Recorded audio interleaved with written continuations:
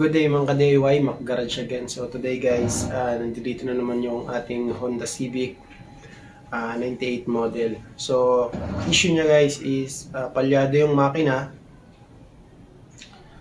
And yun nga, yung tambutso niya is pupugak-pugak.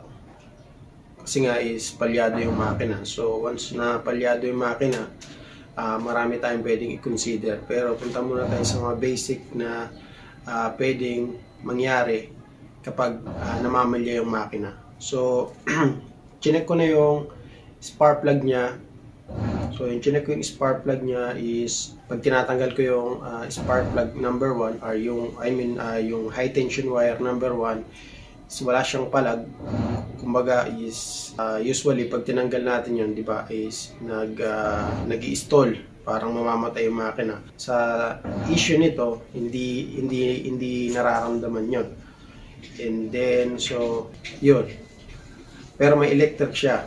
May kuryente, yung spark plug, okay yung coil.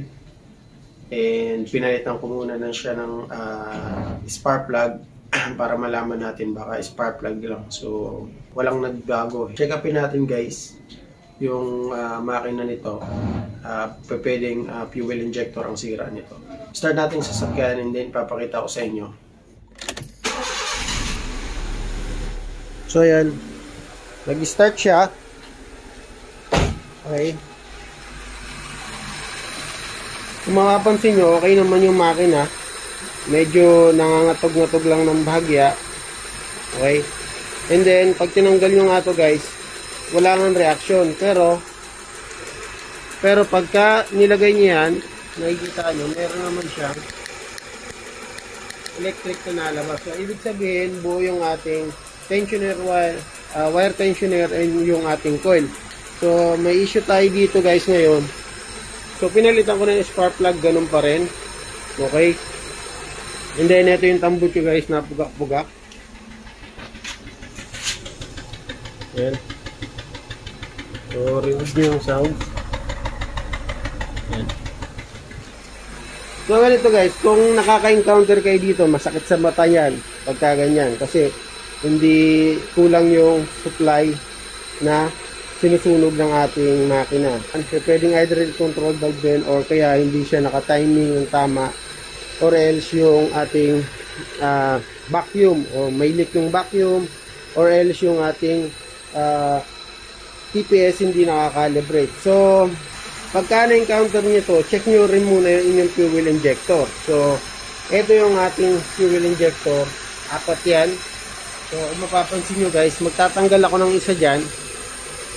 Okay.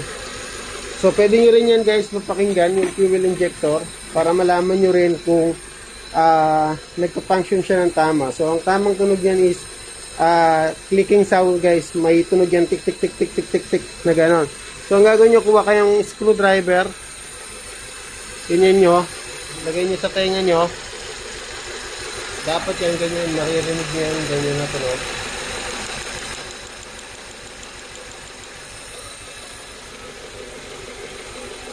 So kung dito medyo malakas yung tunog, yan, ayun yung tama. Pero kung may maririnig kayo na napakahina, katulad nito, ito malakas, ayan. Ito mahina. So, ibig sabihin yan guys, may problema tayo sa fuel injector. So, ang gagawin nyo guys, magtanggal kayo ulit ng isang line dito sa fuel injector. O kung meron kayong testerin nyo yung line. Yan. So, dito tayo may problema sa cylinder number 1. Tanggalin natin. Napansin nyo guys, walang reaction yung makina. Natanggal man yung fuel line. Okay?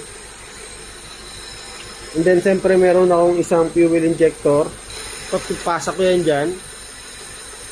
Yan, ramdam ko na pumipitik siya. So, ibig sabihin, may supply yung inyong connection. So, kung wala naman kayong extra fuel injector, guys, tester lang or test light. Pag pinasok nyo naman test light dyan, magpipitik-pitik lang yung ilaw. So, ang gagawin ko guys, para mawala yan, masolve natin yung issue yan. Tatanggalin natin to. Hindi, papakita ko sa inyo guys. Dapat kasi yan, pagka nagtanggal tayo ng isa dyan, magre-react yung makina. Katulad dito sa spark plug. Pag tinanggal ko to, parang mamamatay yung makina. Yan, dapat ganyan yung reaction yan. Lahat yan, dapat ganyan. Mapa first spark plug, second spark plug, third spark plug. Dapat yan may reaction. Yan. Parang mamamatay yung makina.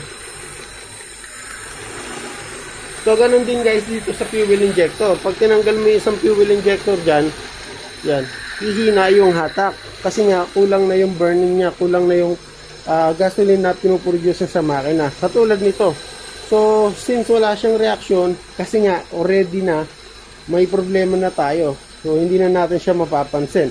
So, isang cylinder lang guys na hindi gumana dyan, medyo magkakaroon tayo ng pagpugak doon sa tambucho. Kasi nga, kulang yung pinoproduce na sunog ng ating engine. So, ang gagawin natin guys, tatanggalin natin yan. Okay? Papalitan ko yan. Pakita ko sa inyo. So, pinatay ko na guys yung makina, and then tatanggalin nyo lang dito sa Civic or sa ibang sasakyan is meron tayong tornilyo dito, 10mm.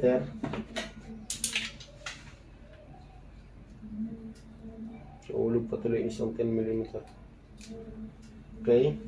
So, dalawa yan, meron pa dito isa, natanggal ko na. Then, iangat nyo lang to guys. Kita nyo ba?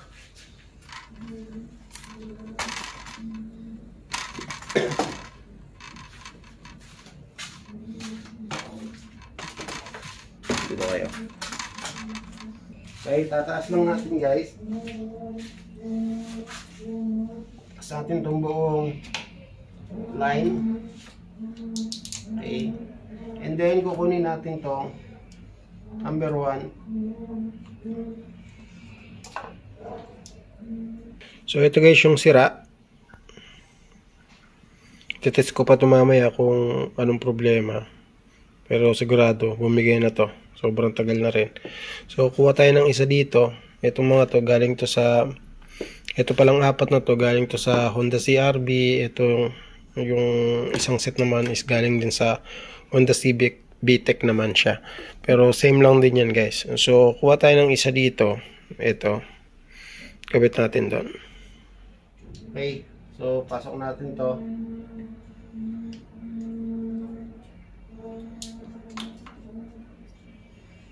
So, kasama rin to guys pag nag-lose yung power nyo sa inyong sasakyan. Fuel injector rin guys. Nagbibigay din yan. Pagka barado yung fuel injector nyo, isa rin yan sa culprit kung bakit humihina yung ating sasakyan. So, meron tayong video dyan. Explanation kung bakit humihina yung mga dahilan kung bakit humihina yung sasakyan. Humihina yung hatak. Okay. So, ayan.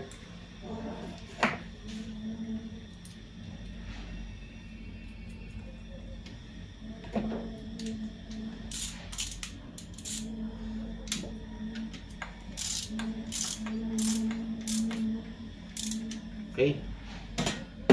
So, ayan guys. Ngayon, makatanggal yan, kakabit na natin yan, and then start natin yung sasakyan. Tignan natin kung meron pa rin palag yung tambucho niya. Okay? Start natin.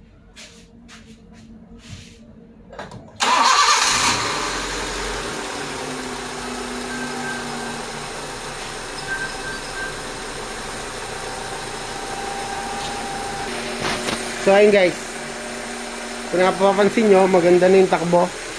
Okay, wala na tayo naririnig na except dito sa air filter. Ganyan ko lang muna. So wala nang palag. Bigyan natin yung tambucho ulit kung meron pa. So, yan. Hindi na maingay yung ating tambucho. Wala nang pupugak-pugak. Yan. Good engine din. Nagtutubig siya. Okay.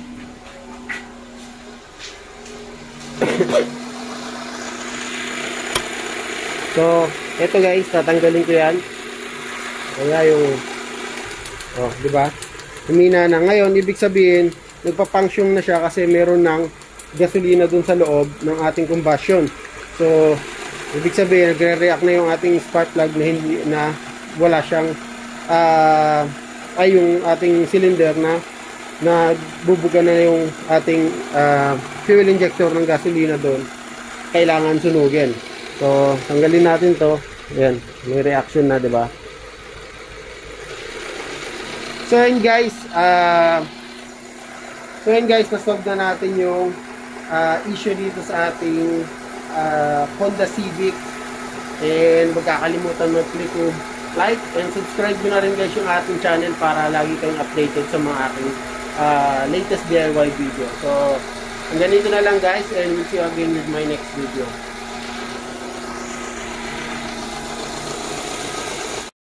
So yun guys, so napa-start na natin yung sasakyan. Nakita nyo naman kaganina na okay yung sasakyan.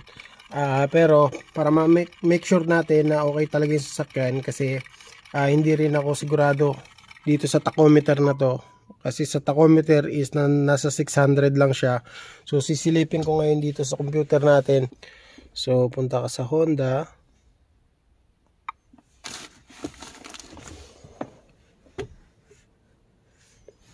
Okay. So sisilipin natin guys yung kanyang, so naka 3-pin lang tayo guys. Yung Hondang to is gumagamit lang ng 3-pin. So may connector lang ako, extension connector natin. Nakabili ko sa may eBay. Ayan. Ayan yung connector niya. So 3-pin.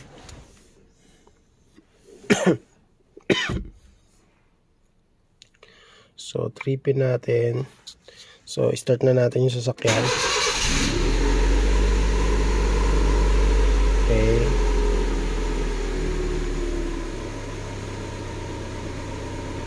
So head for scan tayo.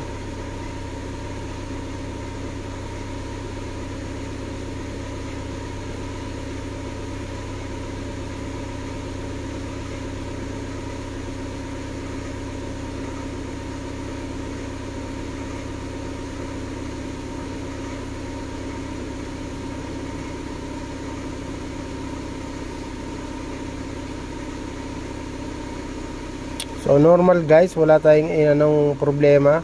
Kita nyo naman normal. Okay, dito tayo sa data stream. Okay, automatic na lang natin para lahat. Select all.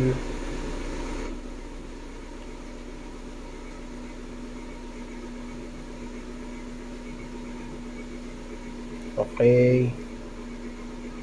So ito guys, yung alternator, may kita nyo lahat dito. Kung may computer kayo, coolant 100. So hindi pa ganun ka lakas yung.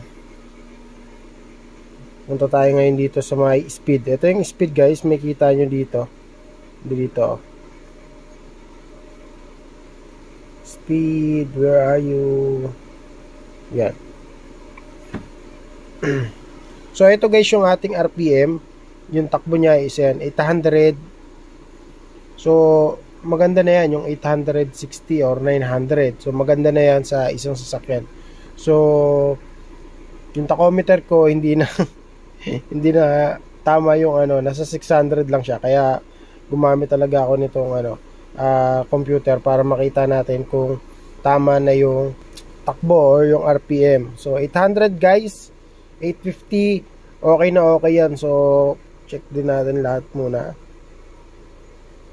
Pen TPS, ayan 0.55 degree, maganda yan, normal. 50, 0.50 guys yung pinaka normal lang ating TPS sensor. Spark plug, yung spark plug natin, spark advance, yeah, 15 degree bago siya mag spark.